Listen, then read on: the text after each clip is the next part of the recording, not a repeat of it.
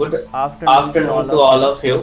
और और चलिए हम लोग चलिए हम शुरू लोग करते हैं। शुरू करते हैं। पिछले पिछले क्लास में जो क्लास हम में लोग जो हम लोग पढ़ाए थे पढ़े पढ़े थे थे आई आई मीन मीन वो वो पहला पहला था था division of division of work work और और दूसरा था दूसरा था authority and authority and responsibility. ये हम रिस्पॉन्सिबिलिटी। ये लोग हम लोग किस हेड किस में हेड चल में रहे चल थे? रहे थे? तो तो principle of principle of management में मैनेजमेंट हम में लोग हम लोग चल रहे चल थे। रहे थे। Principle of principle of management में मैनेजमेंट में principle of principle of management में मैनेजमेंट में आपका आपका अ, जो है जो है 14 14 हेनरी हेनरी फ्योल के फ्योल द्वारा के दिए द्वारा गए दिए गए सिद्धांत हैं, सिद्धांत हैं, जिसमें जिसमें हम लोग हम दो लोग पढ़ दो लिए पढ़ थे, लिए थे। Division of division of work, work, जिसको जिसको हिंदी में हिंदी में कहते हैं कहते हैं आपका आपका कार्य कार्य विभाजन। विभाजन। और और दूसरा था दूसरा था authority and authority and responsibility, responsibility, जिसको हिंदी जिसको में हिंदी में कहते हैं कहते हैं अधिकार अधिकार एवं एवं उत्तरदायित्व, उत्तरदायित्व, है ना। है ना।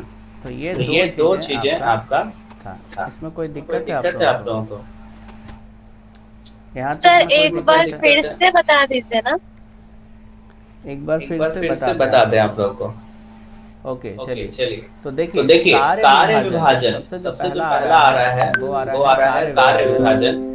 कार्य कार्य विभाजन इसको विभाजन इसको इंग्लिश में इंग्लिश बोलते में हैं बोलते हैं division of division work, of work, है ना। है ना। Henry Henry Fayol Fayol actually एक एक्चुअली एक अर्थशास्त्री अर्थशास्त्री और साथ और ही साथ साथ ही एक साथ एक जो है जो है विद्वान थे, विद्वान थे, जिन्होंने जिन्होंने मैनेजमेंट के मैनेजमेंट ऊपर के अपनी ऊपर अपनी थ्योरी दी थ्योरी है, दी है, जिसको हम लोग जिसको हम लोग principle of principle of management management या या हम लोग हम कहते लोग हैं कहते हैं principle principle of of fundamentals fundamentals management, management, ठीक ठीक इन्होंने इन्होंने दिया है। दिया है। जिसमें जिसमें टोटल टोटल मिलाकर के मिलाकर के 14 14 सिद्धांत सिद्धांत इन्होंने दिया इन्होंने है, दिया है, ठीक है, ठीक जिसको है, हम लोग जिसको हम लोग बेसिकली बेसिकली बीएसटी में बीएसटी में फियोलिज्म के फियोलिज्म नाम के से भी नाम से भी जानते हैं। जानते हैं। जिसमें जिसमें सबसे सबसे पहला पहला आता है आता है division division of work, of work, है ना। है ना। अब अब division division of work of का वर्क क्या का क्या मतलब होता मतलब होता है? है? Division division of work of का वर्क का मतलब होता मतलब है होता है कार्य का कार्य का विभाजन। विभाजन। जैसे हम जैसे लोग हम लोग किसी भी किसी भी ऑर्गेनाइजेशन में ऑर्गेनाइजेशन काम में काम करते हैं, करते हैं, तो तो जाहिर सी जाहिर बात सी है कि बात है कि बहुत सारे बहुत सारे जो है जो है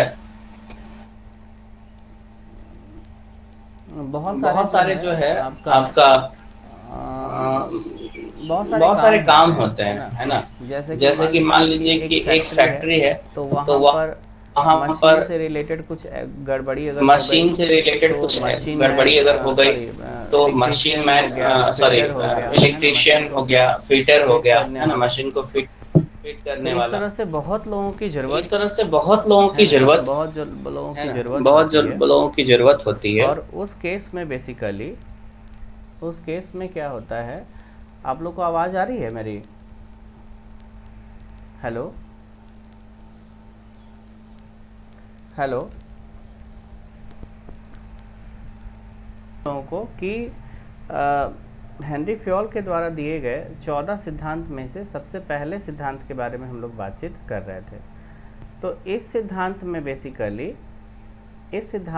बेसिकली जो आपके हेनरी फ्योल हैं, उनका ये कहना है कि जब भी आप कोई ऑर्गेनाइजेशन में काम कर रहे हैं, है ना, तो या फिर आप उसका मैनेजमेंट कर रहे हैं, तो क्या करना चाहिए कि हम लोग को कार्य का विभाजन करना चाहिए, वर्क का डिवीज़न करना चाहिए। जो भी काम होता है उसका डिवीज़न करना चाहिए। जैसे कि मान लीजिए कि एक फैक्ट्री है जहाँ पर किसी वस्तु को बनाया जा रहा है, फिर उसको पैक किया जा रहा है। तो जो बनाने का जो क्रिया है ना, वो किसी स्पेसिफाइड पर्सन के द्वारा किया जाना चाहिए, जो इसके बारे में बहुत अच्छा नॉलेज रखता है, बनाने से रिलेटेड, है ना, बहुत अच्छा नॉलेज रखता है, और साथ ही साथ एक्सपीरियंस है इस चीज़ को लेकर के। वो फटाफट किसी चीज़ को एकदम फटाफट बना सकता है, प्रोड्यूस कर सकता है।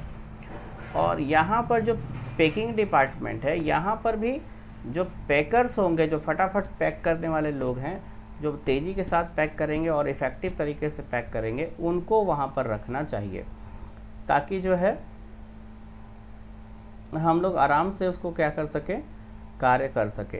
ठीक है, तो इस तरह से हम लोग कह सकते हैं कि हम लोगों को जो है डिवीज़न ऑफ वर्क का मतलब क्या हो गया, कार्य का विभाजन। कार्य का विभाजन का मतलब क्या हो गया कि हम लोगों को जितने भी जितने भी कार्य हैं बिजनेस में, जैसे हमने कहा कि मान लीजिए पहला काम जो है वो है प्रोडक्शन करना, है ना, और दूसरा काम है जो है उसको पैक करना, है ना, पैकिंग करना। ठीक है, पैकिंग करना। तो ये प्रोडक्शन करने का जो काम है वो स्पेशलाइज्ड लोगों के द्वारा किया जाना चाहिए, जो इसमें जो है स्पेशलिस्ट हैं, है ना, इसके स्पेशलिस्ट हैं जो प्रोडक्शन करने के लिए माहिर हैं, जिसको काफ़ी एक्सपीरियंस है प्रोडक्शन करने का, और साथ ही साथ जो है जो स्पीड में काम कर सकते हैं, और स्पीड में भी काम करने से उनकी जो है क्वालिटी ख़राब नहीं होगी, उस टाइप के लोगों को हम इसमें चुनेंगे जो प्रोडक्शन के लिए बेसिकली जो है स्पेशलाइज्ड होंगे, उनको प्रोडक्शन का काम देंगे। और जो पैकिंग का जो काम है, वो जो लोग अच्छा पैकिंग करते हैं और तेज़ी से जो पैकिंग कर सकते हैं, उनको हम इस काम के लिए रखेंगे। तो क्या होगा, जब हम डिवीज़न ऑफ वर्क कर देंगे, काम का विभाजन हम जब कर देंगे, तो उस केस में हम लोगों को क्या बेनिफिट होगा, तो उस समय हम लोगों को क्या होगा कि जो है किसी भी काम को इफ़ेक्टिव तरीक़ा से कर पाएंगे और तेज़ी के साथ होगा। जब कोई काम जैसे कि एक आदमी को एक काम दे दिए, तो अगर मान लीजिए वो उस काम के लिए बहुत ज़्यादा एक्सपीरियंस नहीं भी है, तो वो काम करते करते इतना एक्सपीरियंस हो जाएगा कि उस काम को बहुत तेज़ी के साथ कर पाएगा और बहुत इफ़ेक्टिव तरीके से कर पाएगा, समय से कंप्लीट करके देगा, प्रोडक्शन कॉस्ट भी घटा करके आपको देगा, है ना। तो इस तरह से बोला जाता है कि जो हेनरी फ्योल ने जो अपना पहला सिद्धांत दिया है, उन्होंने कहा है कि कार्य को विभाजित करना, ठीक है, डिवीज़न ऑफ वर्क। हम लोग जो है जर्नलिस्ट और स्पेशलिस्ट जो उस काम के लिए बने हुए हैं, जो उस काम को बेहतर ढंग से कर सकते हैं, उनको उस काम को सौंपा जाए। तो ये पहला पॉइंट था। तो इसमें आप लोगों को क्लियर हुआ, ये हमको बताइए। Yes sir.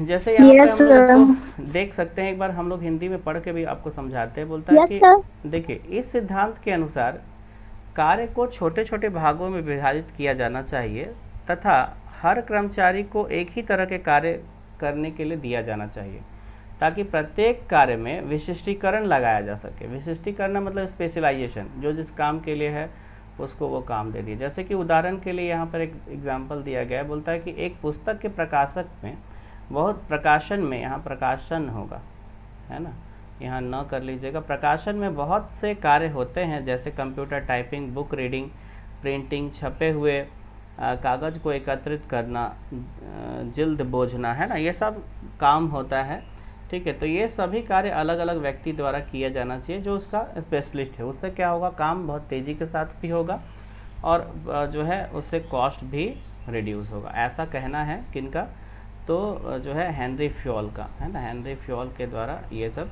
चीज़ें दी गई। चलिए, दूसरा पॉइंट आता है आपका अधिकार एवं उत्तरदायित्व। अधिकार एवं उत्तरदायित्व को इंग्लिश में हम लोग कहते हैं ऑथोरिटी एंड रिस्पॉन्सिबिलिटी। आ जाइए, यहाँ पर देखिए लिखा हुआ है ऑथोरिटी एंड रिस्पॉन्सिबिलिटी। इसका मतलब क्या होता है, पहले आप लोग एक बार अपना तरफ से बताइए कुछ, क्या हो सकता है इसका, ऑथोरिटी एंड रिस्पॉन्सिबिलिटी का क्या मतलब होता है। चलिए, कौन बताएगा, जल्दी से बताइए। Sir power making decision.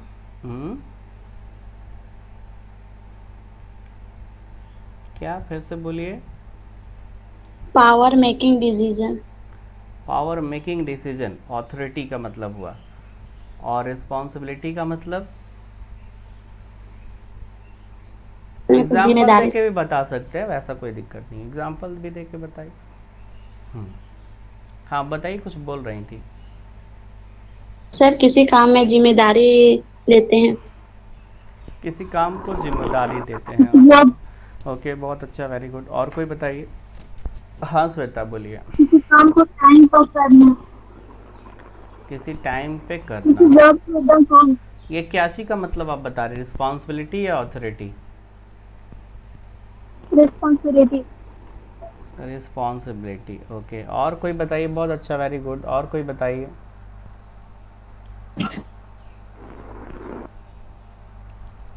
Sir उत्तरदायित्व।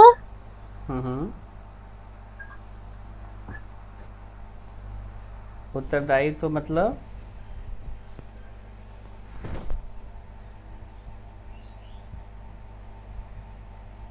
आवाज नहीं आ रही है क्लियरली। और कोई बोलना चाहते तो बोल सकते हैं। किसी काम को समय पे करने का उत्तरदायित्व लिए हैं। अच्छा अच्छा। और अथॉरिटी का मतलब?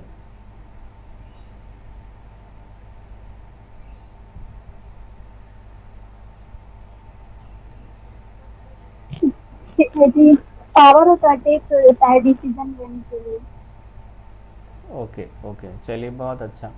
देखिए, जैसे ऑथोरिटी का मतलब होता है ना कि किसी काम को करने के लिए या किसी काम को कराने के लिए बेसिकली पावर होना, जैसे ऑर्डर देने का पावर होना। जैसे कोई काम है कराना है, तो उसके पास अगर पावर नहीं है कि अपने सबऑर्डिनेट्स को, जो उसके नीचे काम कर रहे हैं, अधीनस्थ जिसको हम लोग कहते हैं हिंदी में, ठीक है, उनको अगर पावर नहीं है कि हाँ भाई आप इस काम को करो, अगर ये अधिकार ही हम देंगे नहीं उसको, तो क्या वो अपने सबऑर्डिनेट्स को काम करा पाएगा? ये हमको बताइए। No sir. No sir. है ना? No sir. तो वो काम नहीं करा पाएगा, है ना। तो उसके पास कुछ पावर होना चाहिए। जैसे जैसे मान लीजिए कि कोई जो है लापरवाही कर रहा है काम करने का, तो थोड़ा दंड देने का प्रावधान उसको होना चाहिए, थोड़ा उसके पास पावर होना चाहिए 1-2 दिन के लिए सस्पेंड करने का, है ना। अगर बढ़िया काम कर रहा है तो थोड़ा मोड़ा रिवार्ड करने का पावर होना चाहिए, है ना। काम कराने का जो है पावर होना चाहिए। तो ये सब कुछ पावर होना चाहिए ताकि जो है वो उस काम को बेहतर ढंग से करा सके। और रिस्पॉन्सिबिलिटी, जब कोई ऊपर लेवल का, टॉप लेवल का मैनेजमेंट जो है, जब अपने नीचे वाले को, जैसे मैनेजर लेवल के जो लोग हैं, उनको जब कोई रिस्पॉन्सिबिलिटी देते हैं, है ना, जब कोई आदेश देते हैं कि हाँ भाई ये वाला काम आपको करना है, तो उसको समय पर पूरा करना, ठीक है। और कार्य जो भी हुआ है उसके बारे में रिपोर्ट सबमिट करना, ये इसकी रिस्पॉन्सिबिलिटी होती है। कार्य को समय पे कराना और कम कॉस्ट में कराना, ये उनका दायित्व होता है ना। तो ये दायित्व और अथॉरिटी, है ना, ऐसा कहना है हेनरी फ्योल का कि ये दायित्व और रिस्पॉन्सिबिलिटी, अथॉरिटी एंड रिस्पॉन्सिबिलिटी जो है अपने कर्मचारियों को, उच्च कर्मचारियों को देना चाहिए, ताकि किसी भी कार्य को सुचारू रूप से और बेहतर ढंग से किया जा सके। तो इसी को कहते हैं हम लोग अथॉरिटी एंड रिस्पॉन्सिबिलिटी। फिर से समझिए इसको, बड़ा सिंपल सा चीज़ है कि अथॉरिटी एंड रिस्पॉन्सिबिलिटी का मतलब हो गया किसी भी काम को कराने के लिए, ठीक है, उसके हाथ में पावर होना चाहिए, मैनेजर के हाथ में पावर होना चाहिए। तो उनको अथॉरिटी मिलना चाहिए कि भाई अपने सबऑर्डिनेट्स को हम काम करा सकें, ठीक है। और जब हम किसी काम को देते हैं तो ऑब्वियसली है कि उस काम को करके देना वो उनकी रिस्पॉन्सिबिलिटी हो जाती है, ठीक है। तो ये है अथॉरिटी और रिस्पॉन्सिबिलिटी, ठीक है। रिस्पॉन्सिबिलिटी डालना, ताकि जब रिस्पॉन्सिबिलिटी किसी पे डालते हैं ना, तो फिर वो काम करने के लिए बाधित हो जाता है, और उससे क्या होता है, किसी भी कार्य को ज़्यादा बेहतर तरीके से किया जा सकता है ना, जब ज़्यादा बेहतर तरीके से होता है। तो ये पॉइंट हुआ आपका अथॉरिटी एंड रिस्पॉन्सिबिलिटी। आइए एक बार इसको हम लोग पढ़ते हैं। बोलता है according to Henri Fayol, accompanying power and authority gives the management the right to give the order to the subordinates, ठीक है। जब right to give the order, देखिए यहाँ लिखा है right to give the orders to the subordinates, है ना, उनके पास पावर देने का, अधिकार देने का जो है मतलब पावर होना चाहिए ऑर्डर देने का अपने सबऑर्डिनेट्स को। तो ये हो गया आपका सेकेंड पॉइंट। अब हम लोग चलते हैं थर्ड पॉइंट। इसमें कहीं कोई डाउट है तो पूछ सकते हैं। अथॉरिटी एंड रिस्पॉन्सिबिलिटी में किसी को कोई डाउट है? जल्दी से बोलिए। No sir. No sir. No sir, no sir. और बाकी विद्यार्थी जल्दी जल्दी बोलिए, कहाँ गए? No sir. No sir. और सब लोग समय पे आइए भाई, है ना, नहीं तो क्या होगा कि क्लास में समझ में नहीं आएगा कोई भी चीज़, ठीक है। और जो है नोट सारा कवर कर लीजिएगा आप लोग। आज जो हम वीडियो डालेंगे, है ना, उसमें नोट्स भी रहेगा, आप सब डाउनलोड करके उसको उतार लीजिएगा और फिर हमको करके भेजिएगा भी, ठीक है। चलिए, और सभी को बना लेना है फटाफट, हाँ। और फिर जब टेस्ट लेंगे तो अच्छा मार्क्स आना चाहिए। चलिए आगे बढ़ते हैं। अब आता है तीसरा नंबर पे है डिसिप्लिन। तो ये डिसिप्लिन से क्या संबंध होगा बताइए हमको। आप लोग में से कोई पहले ट्राई कीजिए। डिसिप्लिन क्या होता है, अपना दिमाग पहले लगाइए। जब तक अपना दिमाग नहीं लगाएंगे ना, क्लियर नहीं होगा कोई पॉइंट जो है। अपने दिमाग से क्या होगा कि आपका दिमाग भी खुलेगा, कि हाँ आपकी सोचने समझने की शक्ति भी बढ़ेगी। पहले अपना दिमाग लगाइए, फिर तो हम बताएंगे ही। चलिए, तो डिसिप्लिन से क्या संबंध होगा? अनुशासन। अनुशासन, इसको हिंदी में कहते हैं अनुशासन। सर किसी भी कार्य को अनुशासन के साथ करना। हाँ, किसी भी कार्य को अनुशासन के साथ करना। वेरी गुड, बहुत अच्छे, वेरी गुड। ठीक है, और कोई बताइए। वेरी गुड, और कोई यस ट्राई सर, कीजिए। जैसे जैसे फर्स्ट में दिया गया कि मैनेजर को हम जो पावर देंगे वो डिसिप्लिन के साथ एक अच्छे से वो कार्य करा सकता है, उसे ऐसा होना चाहिए। चलिए गुड, ठीक है, और कोई बताइए। बहुत अच्छे, very good try, very good, very nice, आगे बढ़िए। अगर हम अपना काम अनुशासित ढंग से करेंगे तो हमारा काम सभी को पसंद आएगा। बहुत अच्छा, वेरी गुड। देखिए, हेनरी फ्योल जो है ना, एक जो है विद्वान थे और इकोनॉमिक्स भी थे, है ना। इन्होंने बेसिकली अपने सिद्धांतों के माध्यम से ये कहना चाह रहे हैं कि अगर आप किसी काम को बेहतर ढंग से कराना है तो क्या क्या चीज़ों को आपको फॉलो अप करना चाहिए, जिसमें जो थर्ड पॉइंट है वो है डिसिप्लिन। जाहिर सी बात है कि डिसिप्लिन जो है एक बहुत बड़ा फैक्टर है, बहुत बड़ा जो है एक फैक्टर है किसी भी चीज़, किसी भी काम को करने के लिए। अगर आप किसी भी काम को डिसिप्लिन के साथ करते हो तो जाहिर सी बात है कि उसका रिज़ल्ट, आउटपुट जो होगा वो बहुत बेहतर होगा। तो हम लोग मैनेजमेंट के माध्यम से क्या करना चाहते हैं, उस काम को बेहतर तरीक़ा से करना चाहते हैं। तो बेहतर करने के लिए डिसिप्लिन का होना बहुत ज़रूरी है, इसलिए इन्होंने अपने जो सिद्धांत है उसमें डिसिप्लिन को भी शामिल किया। डिसिप्लिन हर वर्क में ज़रूरत पड़ता है, चाहे वो आपका कॉमर्शियल एक्टिविटी हो, चाहे वो सोशल एक्टिविटी हो, किसी भी एक्टिविटीज़ में डिसिप्लिन का होना अनिवार्य है, आवश्यक है। इसके बिना अगर हम कोई काम करते हैं तो जिसमें लापरवाहियों का जो है ज़्यादा चांसेस रहता है और जिसके वजह से आपका काम सुचारू रूप से नहीं हो पाएगा, ख़राब हो जाएगा काम। और अगर हम थोड़ा बिजनेस पॉइंट ऑफ व्यू से बात करें तो कहता है यहाँ पर एकदम, जब इसको एकदम हाई लेवल पे जब बात करेंगे तो हम लोग कहेंगे कि देखिए, हर एक ऑर्गेनाइजेशन का अपना एक मिशन और विज़न होता है, ठीक है। अपना एक मिशन और विज़न होता है, लक्ष्य होता है ना, और अपने काम करने के तरीके होते हैं। उसको प्राप्त करने के लिए, ठीक है, उसको प्राप्त करने के लिए बेसिकली डिसिप्लिन एक बहुत बड़ा, डिसिप्लिन जो है एक महत्वपूर्ण योगदान उसमें देता है। या फिर बोला जाए कि जैसे बिजनेस है, अगर उसमें प्रोडक्शन करना है, किसी वस्तु को बनाना है, किसी वस्तु को बेचना है, या किसी भी तरह की बिजनेस एक्टिविटीज़ करनी है, तो उसमें डिसिप्लिन की अनिवार्यता होनी चाहिए। अन्यथा वो काम प्रॉपर तरीके से नहीं होगा, ख़राब हो जाएगा, कॉस्ट बढ़ जाएगा, इफ़ेक्टिवनेस घट जाएगा काम का, है ना। तो इस तरह से हम लोग कह सकते हैं कि डिसिप्लिन भी जो है एक बहुत इम्पॉर्टेंट फैक्टर है, और इसके साथ ही आपको किसी भी बिजनेस एक्टिविटीज़ को करना चाहिए। तो ये पॉइंट आप लोगों को समझ में आया? इसमें कोई दिक्कत है आप लोगों को?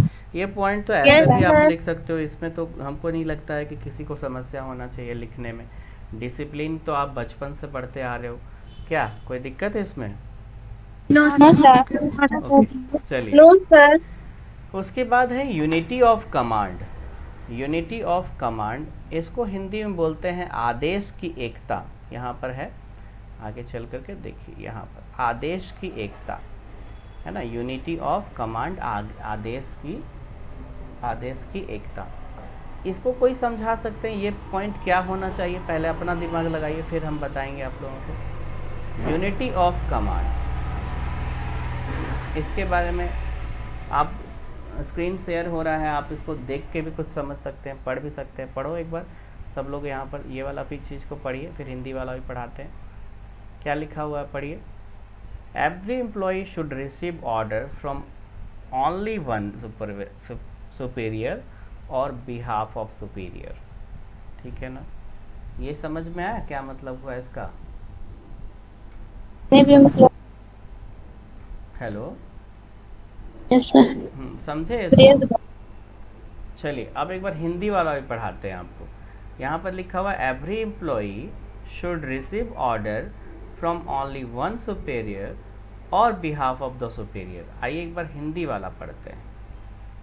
देखिए यहाँ आ गया, बोलता है प्रबंध के इस सिद्धांत के अनुसार प्रत्येक कर्मचारी को एक समय पर केवल एक ही अधिकारी से आदेश प्राप्त होना चाहिए और वह कर्मचारी उसी अधिकारी के प्रति उत्तरदायी होना चाहिए।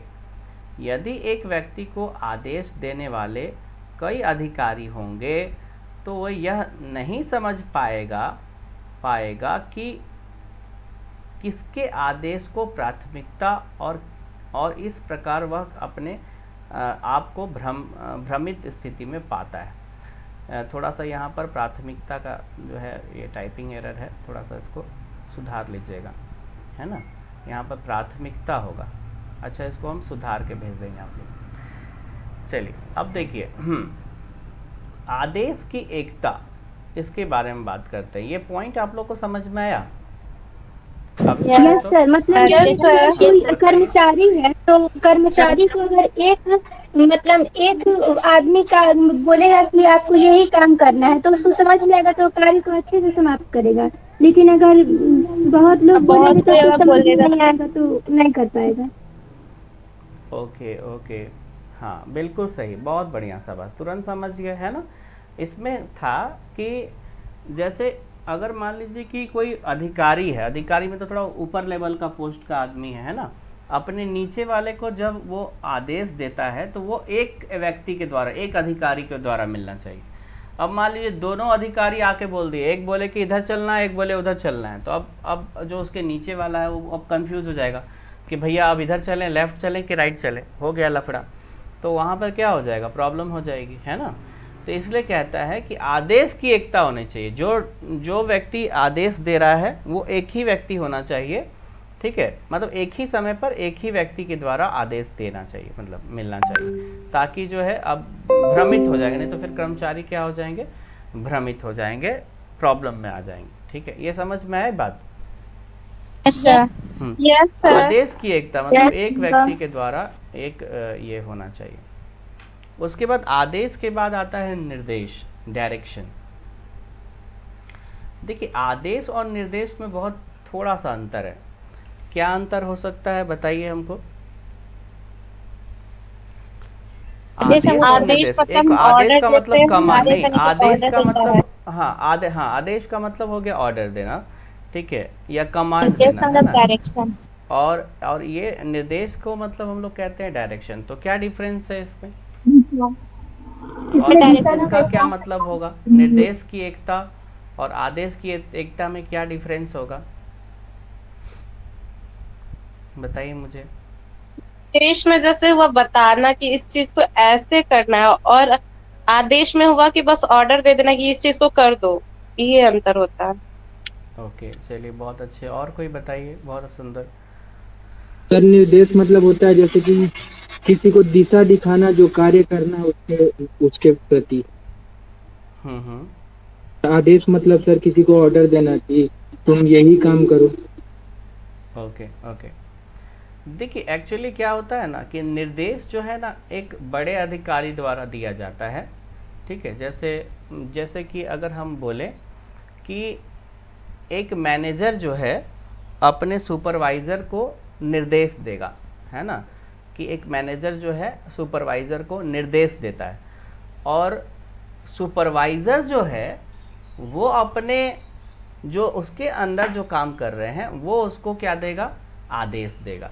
देखिए यहाँ से, जैसे कि यहाँ पे समझिएगा, हम एक ड्रॉ कर रहे हैं। देखिए यहाँ पर एक है मैनेजर, ये सेल्स, ये प्रोडक्शन मैनेजर है, ठीक है, काफ़ी खुश रहता है बेचारा, देखिए, है ना, ये है आपका प्रोडक्शन मैनेजर।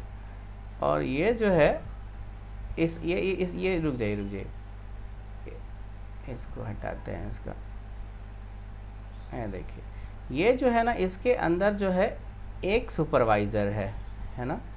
सुपरवाइज़र बेचारा परेशान रहता है, ये थोड़ा सा ये सबको हैंडल ज़्यादा करते रहता है ना, थोड़ा परेशान रहता है, ठीक है। तो ये थोड़ा परेशान वाला आदमी, इसके अंदर जो है ना, मान लीजिए कि 3 लोग काम कर रहे हैं,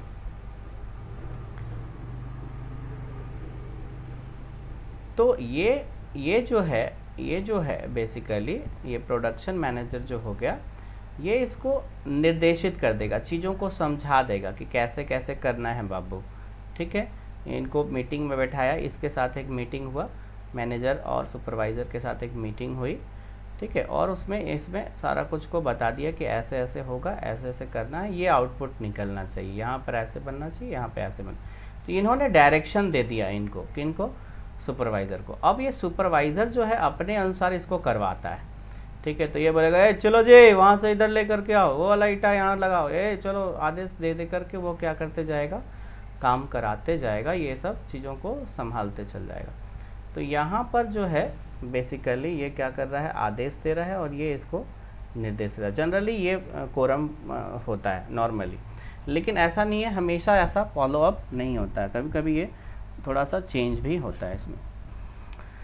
तो इस तरह से इसको आप आसानी के साथ समझ सकते हैं। ठीक है, आइए एक बार इसको हम लोग पढ़ते हैं, क्या लिखा हुआ बोलता है, फेयोल के अनुसार समस्त क्रियाएं जिनका उद्देश्य एक है, जिसका ऑब्जेक्टिव एक है, के लिए अध्यक्ष एक योजना होनी चाहिए, और दूसरे शब्दों में इकाई अथवा समूह के समस्त क्रियाओं को एक ही उद्देश्य की ओर निर्देशित होनी चाहिए।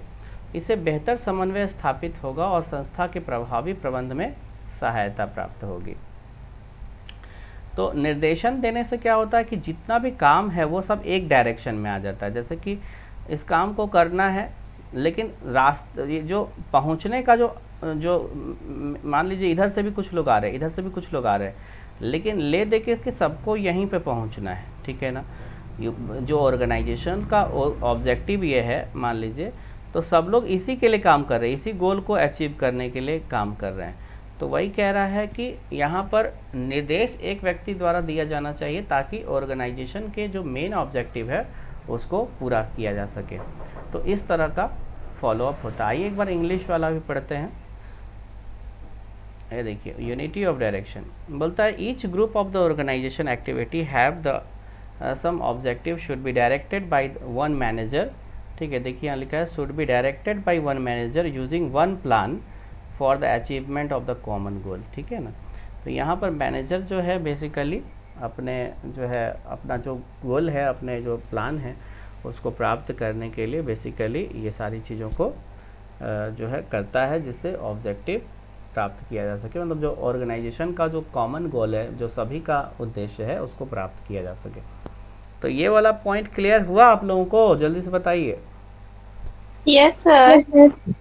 ओके, चलिए, वेरी गुड, बहुत बढ़िया। बाकी लोग भी भाई बोला कीजिए, माइक ऑन ऑफ करना सीखिए। कब सीखिएगा बताइए मुझे। Yes sir. हाँ, ये ना हुआ बात, थोड़ा एकदम लगना चाहिए कि हाँ एकदम सर का ख़त्म हुआ और आपका शुरू, ऐसा होना चाहिए। ठीक है, चलिए। Yes sir. अब उसके बाद आ रहा है सब कोऑर्डिनेशन, है ना, of individual interest to general interest. इसको हिंदी में क्या कहते हैं? आइए, व्यक्तिगत हित पर सामान्य हित को प्राथमिकता, है ना, व्यक्तिगत हित पर सामान्य हित को प्राथमिकता देना। ये भी थोड़ा पिछले वाला पॉइंट से मिलता जुलता पॉइंट है। जैसे कि क्या होता है कि हम लोग सभी जैसे कोई ऑर्गेनाइजेशन पे काम कर रहे हैं, तो सबका जो गोल होता है, सबका जो ऑब्जेक्टिव होता है वो एक ही होता है। जैसे कि मान लीजिए कि मैक्सिमम प्रॉफिट करना, मैक्सिमम सेल करना, जिससे आपका वेल्थ मैक्सिमाइज हो सके, प्रॉफिट मैक्सिमाइज हो सके, यही ऑर्गेनाइजेशन का, बिजनेस का ऑब्जेक्टिव होता है। साथ ही साथ उसके छोटे छोटे और भी गोल्स होते हैं, जिसमें जो ऑर्गेनाइजेशन की तरफ से देखिएगा तो वो चाहता है कि अपने कर्मचारियों को भी जो है वो अपने कर्मचारियों को हेल्दी रखें, इन द सेंस कि फाइनेंशियल मैटर को लेकर के स्ट्रांग रहें, उनको बेहतर सैलरी प्रदान करें, उनको बेहतर वर्क एनवायरनमेंट प्रदान करें। तो ये सब कुछ छोटे छोटे ऑब्जेक्टिव होते हैं, और इन सभी ऑब्जेक्टिव का जो मुख्य उद्देश्य होता है कि भाई हम लोग जो है प्रोडक्शन मैक्सिमम कर सके, कम कॉस्ट पर प्रॉफिट को मैक्सिमाइज़ कर सकें, ज़्यादा से ज़्यादा प्रॉफिट कमा सके, अपने बिजनेस को ग्रोथ करा सके, है ना। ये सब कुछ जो है कॉमन गोल्स होते हैं, जिसको हम लोग कॉमन गोल्स कहा जाता है। तो यहाँ पर वही कह रहा है ना कि जैसे होता है ना कि जब हम लोग एक जैसे क्रिकेट मैच की अगर हम लोग एग्जांपल लें, कि जैसे क्रिकेट मैच में देखिए हर एक जो प्लेयर है वो खेलता है, तो वो अपने लिए नहीं खेलता है, वो अपने टीम के लिए खेलता है। हाँ, उसका भी रन बन जाता है। मान लीजिए कि सचिन तेंदुलकर खेल रहे हैं, अब सचिन तेंदुलकर तो खैर अब रिटायर हो गए, आइए विराट कोहली पे चलते हैं। तो विराट कोहली जब खेलते हैं तो क्या वो अपने लिए खेलते हैं या फिर अपने टीम के लिए खेलते हैं, बताइए हमको ज़रा। अपने टीम के लिए। अपने टीम के लिए खेलते हैं, लेकिन उसका अपना हित भी हो जाता है। अगर वो सेंचुरी मारता है तो हो सकता है उसको मैन ऑफ द मैच मिल जाए, हो सकता है उसको जो है वो उसका अपना स्कोर भी बढ़ रहा है, 100 जितना Yes, करेगा sir. उसका अपना पहचान बढ़ रही है, तो उसका अपना पर्सनल इंटरेस्ट भी है उसमें और कॉमन इंटरेस्ट भी है। कॉमन इंटरेस्ट ये होगा कि टीम जो है मैच जीत जाएगी, टीम जो है आगे बढ़ेगी। तो यहाँ पर कॉमन ऑब्जेक्टिव और जो है आपका जो क्या बोलते हैं, कॉमन ऑब्जेक्टिव भी है और पर्सनल इंटरेस्ट भी है। तो बोलता है कि कॉमन इंटरेस्ट को ज़्यादा ध्यान नहीं देना चाहिए आपको, सामान्य हित इंडिविजुअल जो आपका इंटरेस्ट है उस पर ज़्यादा ध्यान नहीं देना चाहिए, कॉमन इंटरेस्ट पर ज़्यादा ध्यान देना चाहिए। कहने का मतलब है कि अपना जो बोलते हैं ना हम लोग कि अपना मत देखो, सबका देख के चलो, वही वाला बात है यहाँ पर कि अपने हित को कम देखते हुए ऑर्गेनाइजेशन के हित को ज़्यादा ध्यान में रखते हुए काम करना चाहिए, ठीक है, या फिर काम करवाना चाहिए। इस तरीक़ा से ये वाला पॉइंट ये कह रहा था, ठीक है। वही लिखा है कि व्यक्तिगत हित पर सामान्य हित को प्राथमिकता, मतलब जो है व्यक्तिगत हित की तुलना में सामान्य जो आपका कॉमन जो इंटरेस्ट है उस पर ज़्यादा ध्यान देना चाहिए, ठीक है। ये वाला भी समझ में आ गया, कोई दिक्कत है आप लोगों को, ठीक है। नोट्स आप लोग को मिल जाएगा, है ना, और जो है सब कुछ क्लियर है, कोई दिक्कत नहीं है किसी प्रकार का। और टाइम भी हो चुका है आप लोगों का, 45 पार हो गया है, ज़्यादा टाइम हो गया आज, 5 मिनट ऐसे लेट से ही शुरू हुआ था। चलिए अच्छा बात है, ठीक है ना। चलिए तो आज इतना ही हम लोग रखते हैं। Thank you, have a nice day. और वीडियो एक बार देख लीजिएगा, है ना, वीडियो देखने से और क्लियर हो जाएगा, एक बार पॉइंट सबको क्लियर हो जाएगा। और नोट्स वीडियो से डाउनलोड कर लीजिएगा और आराम से उतार करके कॉपी बना करके हमको भेजिएगा। टेस्ट लेंगे तो अच्छा मार्क्स भी आना चाहिए। Sir thank you, have a nice day आप सभी।